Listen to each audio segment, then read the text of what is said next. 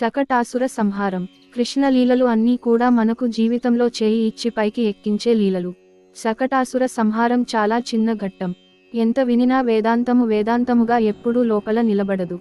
పక్క ఒక ఆలంబనము ఉండాలి. మీరు అన్నమును అన్నముగా తినలేరు. పక్కన కూరో, పచ్చడో, పులుసో ఉండాలి.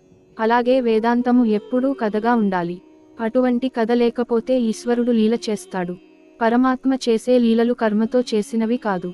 అందులో ఏదో పరమార్థం ఉంటుంది. ఆయన లీలల వెనక ఎంతో ఔచిత్యం ఉంటుంది. ఒకనాడు కృష్ణ పరమాత్మ బోర్లా పడ్డాడు. పిల్లలను మొదట్లో పడుకోపెట్టినప్పుడు ఎటు పడుకున్నవాడు అటే పడుకుంటాడు.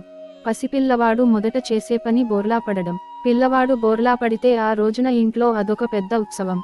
బోర్లా పడ్డాడు అని బొబ్బట్లు మొదలైన పిండివంటలు వండుకు తినేస్తారు.